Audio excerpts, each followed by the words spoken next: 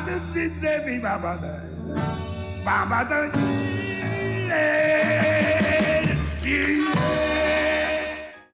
I'm Eric Marciano. I have a film production company called American Montage in New York City. I have been making movies for about 30 years, all kinds of movies, music videos, documentaries, commercials, feature films, short films. I'm in Los Angeles now for a screening at the Skirball of LeRoy Neimans' Big Band, which is a documentary about a painting of a big band. It was a tremendous screening, a great response. The movie is about this very large canvas that LeRoy Neiman painted. LeRoy Neiman is an amazing guy. I guess you would call him America's most successful living American artist, financially and really artistically as well. Some people think he's a social documentarian, and I think that's correct. In a way, I sort of think he's more like a 20th century and 21st century royal court painter. So there's nobody quite like that that has documented with style so many famous and wonderful people. The Big Band is 18 musicians that came about when LeRoy started to go to Lincoln Center Jazz Center in New York City and sketch Wynton Marsalis's Lincoln Center Jazz Band. He started to get the idea that he wanted to make his dream big band with the people that really informed him and influenced him that he loved. People like Louis Armstrong, Ella Fitzgerald, Miles Davis, Dizzy Gillespie, Tommy Dorsey.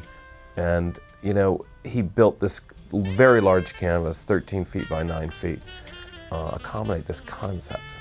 I've always been very eclectic, and I really like to move on to different projects. I can't stand being on the same thing, so I keep moving. A very old friend of mine, Mike Cotton, former member of the band The Tubes, knew LeRoy Neiman and recommended me to talk to LeRoy Neiman about this film. He really wanted to know that I could do something with this subject, which was to make a film about a painting.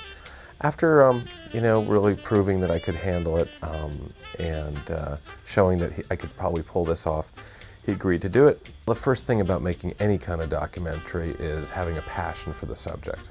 The real other issue is you really need some technical know-how, so if you don't know how to make a documentary, the next step after having the passion is to either find people that know how to make films, that means shooting, lighting, sound, editing, or start to acquire that knowledge yourself. I think actually one of the best things you can do is watch great documentaries. You want to know how Michael Moore made his movies? He's done a lot of interviews about how he made his movies. Or if you want to go to the past about documentaries, you can find about the Maisel brothers who did Grey Gardens, or any number one of the great documentaries like Robert Flaherty, who's the father of documentaries. The first approach I usually take is very intuitive, and I just look at the body of source material that I have. I have a painting, I have LeRoy Neiman, and I wanted to know if LeRoy had done other jazz paintings and drawings previously, and indeed he had. He started, in the late 40s with Charlie Parker, who he knew, and Louis Armstrong. And when you look at all that material, hopefully in your mind, you will start to form an idea of what the piece might be about. The next step is talking to the people who knew something about that subject. In this particular case, it was one guy, his name was LeRoy Neiman. So what you got to do is you have to interview LeRoy Neiman. Now LeRoy actually didn't really want to be interviewed, but indeed we found it, of course, necessary that he be interviewed. And we conducted about 4 different interviews over a course of a month, and we got a lot of great material. I was very fortunate. I was given a free hand, pretty much, to choose the music, and I had a lot of experience with jazz music, and LeRoy also chose some stuff. Together we chose music. We put a lot of movement into the images. People have been generally very blown away by the film, and that's very exciting for me, of course.